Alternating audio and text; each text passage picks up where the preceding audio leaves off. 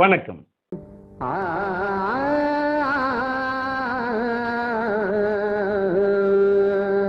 இசைஞானி இளையராஜா, கவிப்பேரரசு வைரமுத்து 2 பேரையும் கொண்டாடுறதுக்கு மிக முக்கியமான காரணம் இந்த பாட்டு.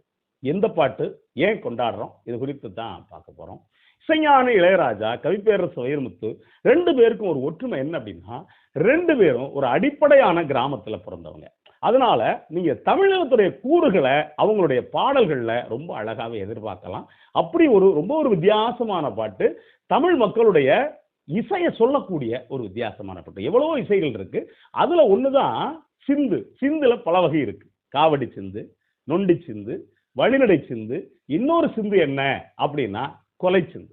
காவடி சிந்து தெரியும், முருகனுக்கு காவடி எடுத்துட்டு போறப்ப பாடக்கூடிய பாட்டு. நொண்டி சிந்து பெரும்பாலும் சித்தர்கள் பாடியிருப்பாங்க. அந்த காவடி சிந்துலே சின்ன மாற்றம் பண்ணியிருக்கக்கூடியது. வழிநடை சிந்து அப்படின்னா என்ன அப்படின்னா, நீங்க எங்கேயாவது யாத்திரை போறப்ப, கோயிலுக்கு யாத்திரை போறப்ப அந்த அலுப்பு தெரியாம பாடிட்டு போகக்கூடிய பாட்டு வழிநடை சிந்து அப்படிங்கிறது. சரி, கொலை சிந்து அப்படின்னா என்ன அப்படின்னா, யாராவது ஒருத்தர் அபாண்டமா கொலையாகிட்டாங்க அப்படின்னா அந்த கொலை பிரபலமா பேசப்படுறப்ப அவங்க மேல இறக்கப்பட்டு பாடக்கூடிய சிந்து தான் கொலை சிந்து. இது தமிழ் நிலத்துல ரொம்ப முக்கியமானது. கொலை சிந்துக்கு என்ன இன்னொரு சிறப்பு இருக்கு அப்படின்னா, அதாவது மன்னர்கள் வரலாற சுவடியில் எழுதிடுவாங்க, கல்வெட்டுல எழுதிடுவாங்க. ஆனா எளிய மக்கள் வரலாறு எங்க எழுதுவாங்க அப்படின்னா அது வாய்மொழி இலக்கியம். அப்படி ஒரு வாய்மொழி இலக்கியத்துல தான் பல பழமொழிகள் பல வகையில வருது. இது எப்படி பண்ணுவாங்க அப்படின்னா, இட்டு கட்டி பாடுறது அப்படின்னு பேரு. என்ன அப்படின்னா, ஒரே ஒரு டேப்பு அதை வாசிச்சுக்கிட்டு எனக்கு தெரியலாம் உண்டு. 1970, 80களில் 90கள் வரைக்கும் சந்தையில உட்கார்ந்துட்டு டேப்பு வாசிட்டு பாடுவாங்க. பணம் போடுறவங்க போட்டு போவாங்க. இதுல 2 விஷயமாச்சு, அவங்களுக்கு பொழப்புமாச்சு. இன்னொன்னு என்ன அப்படின்னா, அங்க அந்த யாரு கொலையுண்டாங்களோ ஏன் கொலையுண்டாங்க அப்படிங்கறது தெரிஞ்சுக்குவாங்க. இப்ப கொலை சிந்து இன்னைக்கு நீங்க யூடியூப்ல போய் பாருங்க, ராம்ஜி கேசட்ஸ் நிறைய போட்டு வச்சிருக்காங்க. கொலை சிந்துல என்னென்ன இருக்கு அப்படின்னா, இன்னைக்கு மலையூர் மம்பட்டியான் கொலை சிந்து, கரிமேடு கருவாயன் கொலை சிந்து, மன்னன் மணிக்குறவன் கொலை சிந்து, ஆளவந்தார் கொலை சிந்து, இப்படி பாத்தீங்கன்னா வரிசையா கொலை சிந்து இருக்கு. கொலை சிந்து வகையில இன்னும் நிறைய இருக்கு. அதாவது 1960களில் புயல் அடிச்சு தனுஷ்கோடி மொத்தமா அழிஞ்சப்ப அதையும் பாடியிருப்பாங்க. கொலை சிந்து ரொம்ப அதிகமா பாடினது யார் அப்படின்னா பறவை முனியம்மா. சரி, இவ்வளவு சொல்லிட்டமே, இசைஞானி இளையராஜாவும் கவிப்பேரரசு வைரமுத்தும் கொலை சிந்தை எப்படி பாடியிருப்பாங்க, எந்த பாட்டு எந்த படம் அப்படின்னா மலையூர் மம்பட்டியான் திரைப்படம். இதுல வரக்கூடிய நீங்க முகப்பு பாடலா வரக்கூடிய காட்டு வழி போற பொண்ணை கவலைப்படாத, காட்டுப்புலி வழிமறிச்சா கலங்கி நிக்காத அப்படிங்கிற இந்த பாட்டு. காட்டு வழி போற பொண்ணை கவலைப்படாத. இந்த பாட்டுக்கு என்னங்க சிறப்பு அப்படின்னா, இந்த படத்துல நடிச்சது தியாகராஜன், சரிதா, ஸ்ரீஸ்மிதா எல்லாரும் நடிச்சிருப்பாங்க. இந்த படத்துக்கான கதை என்ன அப்படின்னு பெரும்பாலும் இந்த படத்தை பார்த்தவங்களுக்கு தெரியும். மலையூர் மம்பட்டியான், அவருடைய சொந்த பேர் ஐயாத்துறை, சேலம் பக்கத்துல இருக்கக்கூடிய மேச்சேரி பக்கத்துல இருக்கக்கூடிய கிராமத்துல பிறந்தவன். ஏதோ ஒரு சூழல்ல ஊருக்குள்ள சண்டை வருது. அந்த சண்டையில ஒரு கோஷ்டியா இருந்து இன்னொரு எதிர்கோஷ்டி இருந்து ஒரு 9 பேரை வெட்டி சாய்ச்சிடறான். சாய்ச்ச பிறகு என்னன்னு உங்களுக்கு தெரியும். அதுக்கு பிறகு காட்டுக்குள்ள இருக்கான். காட்டுக்குள்ள இருந்து வேண்டியவங்களே பிடிச்சு கொடுத்துட்றாங்க. கடைசியில கொலையாகிறான். இதுதான் கொலை சிந்து. ஏறத்தாழ வீரப்பனுக்கு இதே மாதிரி தான் இருக்கும். நீங்க பல பேருக்கு இதே மாதிரி தான் இருக்கும். இப்ப இத படமாக்குனாங்க. இது படமாக்குறப்ப இசைஞானி இளையராஜா எப்படி வேணாலும் பண்ணியிருக்கலாம். ஆனா இந்த பாட்டை அப்படியே கொலை சிந்தா சொல்லியிருப்பாரு. கொலை சிந்து அப்படிங்கிறது ஒரு வரலாறு. இதுல இசைஞானி இளையராஜாவுக்கும் கவிப்பேரரசு வைரமுத்துக்கும் என்ன சிறப்பு அப்படின்னா, இந்த 2 பேருக்கும் கொலை சிந்து தெரியும். அப்படி ஒரு கொலை சிந்த இதுக்குள்ள 2 பேரும் அவ்வளவு அழகா பண்ணியிருப்பாங்க. இதுக்குள்ள இசைஞானி இளையராஜா என்ன சிறப்பு பண்ணியிருப்பாரு அப்படின்னா, நீங்க அவருடைய இசை நமக்கு தெரியும். சாதாரண ஸ்ட்ரிங்ஸ்னாலே 60 வயலின் போடுவார். அதே மாதிரி அப்படி ஸ்ட்ரிங்ஸ் போடுறப்ப செலோ பேஸ் ஒரு பக்கம் போய்கிட்டு இருக்கும். இது போறப்ப ஒரு பக்கம் சந்தூர் போகும், இன்னொரு பக்கம் நீங்க பாத்தீங்கன்னா பேஸ் ஃப்ளூட் போகும், டாப்ல ஃப்ளூட் போகும், இன்னொரு பக்கம் பாத்தீங்கன்னா சாரங்கி ஒரு பக்கம் போகும், இன்னொரு பக்கம் பாத்தீங்கன்னா கிட்டார் ஒரு பக்கம் போகும். நமக்கு தெரியாத வாத்தியங்கள்லாம் உள்ளுக்குள்ள போய்கிட்டு இருக்கும். ரிதம் செக்ஷனே நீங்க கவனிச்சு பாத்தீங்கன்னா அப்படி வரும், இப்படி வரும், மாத்தி மாத்தி மாத்தி மாத்தி வரும். ஆனா இந்த பாட்டுக்குள்ள இசைஞானி இளையராஜா என்ன இசைக்கருவிகளை பயன்படுத்தி இருப்பார் அப்படின்னா, ஒரே ஒரு துந்தனா, ஒரே ஒரு தாளக்கருவி, இதை மட்டும் தான் பயன்படுத்தி இருப்பாரு. இந்த பாட்டுல இன்னொரு சிறப்பு இருக்கு. எப்பவுமே இசைஞானி இளையராஜா 1979, 80க்கு பிறகு 2 சரணத்துல கொண்டு வந்தவர். இந்த பாட்டை 4 சரணமா மாத்தி இருப்பாரு. இந்த பாட்டை பாடினது யார் அப்படின்னா இசைஞானி இளையராஜா. இந்த பாட்டு இசைஞானி இளையராஜா பாடின மற்ற பாட்டுக்கும் இந்த பாட்டுக்கும் 100% வித்தியாசம் இருக்கும். அப்படி என்னங்க 100% வித்தியாசம் இருக்கு அப்படின்னா, நீங்க சுத்தமாவே படிக்காத ஒரு மனுஷன் இட்டுக்கட்டி, அதாவது ஆனாவனா கூட தெரியாதவன் இட்டுக்கட்டி பாடினா எப்படி பாடுவான்? அதே மொழி நடையில இன்னும் சொல்ல போனா அனாயாசமா ஒரு வித்தியாசமான ஒரு தொனியில இசைஞானி இளையராஜா பாடியிருப்பார். நீங்க இந்த பாட்டை முழுசா மறுபடியும் கேட்டு பார்த்தீங்கன்னா அவர் என்ன மாதிரி பண்ணியிருப்பாரு அப்படிங்கறத நீங்க இதுக்குள்ள புரிஞ்சுக்கலாம். காட்டு வழி போற உன்னை கவலைப்படாத.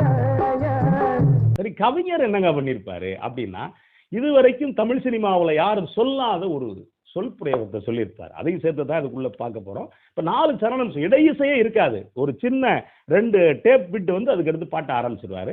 நீங்க அவர் ஹம்மிங் இசைஞானி இளையராஜா அப்படி போடும்போதே நீங்க மலைவு மம்பட்டியார் படத்தை பார்க்கணும் அப்படிங்கிற இடத்துக்கு கொண்டு வந்துருவார்.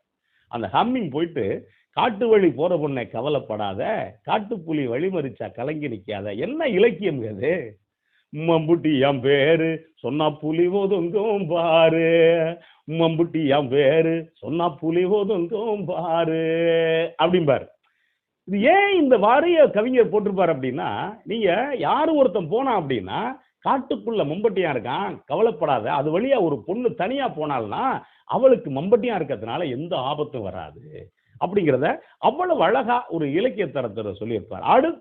அடுத்த சரணம் என்ன சொல்லியிருப்பார் அப்படின்னா கவிஞர் மம்பட்டியானுடைய வாழ்க்கையை சொல்லியிருப்பார். என்ன அப்படின்னா, 8 தலை வெட்டி வச்சான், சந்தையில கொட்டி வச்சான், கொடுமையை கட்டி வச்சான், வேற என்ன மிச்சம் வச்சான். அடுத்த வரி சொல்லியிருப்பாரு, அவன் காட்டுக்குள்ள இருந்தாலும் ஏழை எளிய மக்களுக்கு உதவி செஞ்சான், முள்ளு மேல தாம்படிச்சான், படுத்தான், ஏழைக்கெல்லாம் பூ விரிச்சான், அத்திமலை பாறை இன்னும் பேசுது அவன் பேர அப்படின்னு இருப்பார்.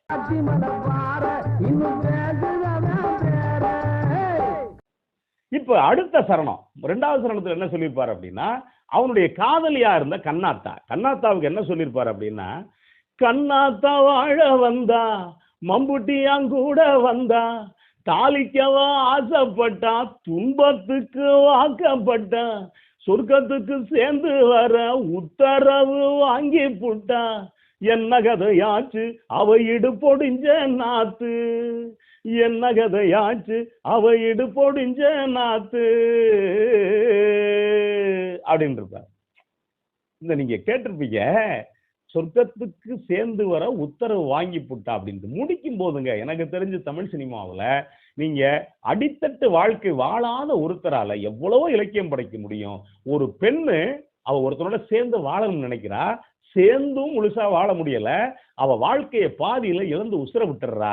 அதுக்கு கவிப்பேரரசு வைரமுத்து போட்ட வார்த்தை, என்ன கதையாச்சு அவ இடுப்பொடிஞ்ச நாத்து. இடுப்பொடிஞ்ச நாத்து இருக்க நீங்க நட்டுறலாம், ஆனா துளுக்காது.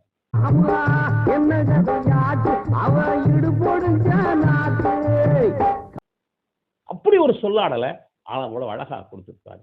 இப்ப 3வது சரணம் சொர்ணம் அப்படிங்கிற கரகாட்டக்கார பெண்.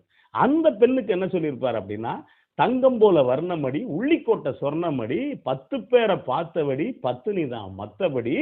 அடுத்த வரி, மம்பட்டியா சாகையில தன்னுசுர விட்டவடின்ட்டு அவருடைய வாழ்க்கையை 2 பேரோட இணைச்சிருப்பார். அவர் பிறக்கும் போது மாதவியா பிறந்தா, அவ கண்ணகியா இறந்தா அப்படின்னு இருப்பார்.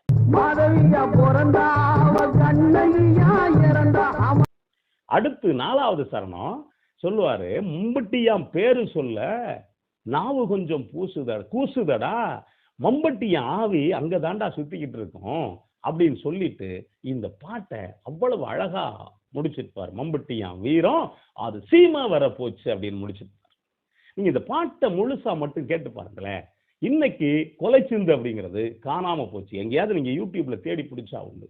ஆனா தமிழ் மக்களுடைய சிந்து வகையான கொலைச்சிந்த உங்களுக்கு வேணும் அப்படின்னா ரெஃபரன்ஸுக்கு இந்த பாட்டை அவ்வளவு அழகா பயன்படுத்தலாம். இசைஞானி இளையராஜாவும் கவிப்பேரரசு வைரமுத்து சேர்ந்து இன்னொரு கொலைச்சிந்து பண்ணியிருப்பாங்க. அது என்ன அப்படின்னு அடுத்த காணொலியில சொல்றேன். இந்த பாட்டை கேளுங்க. நன்றி, வணக்கம்.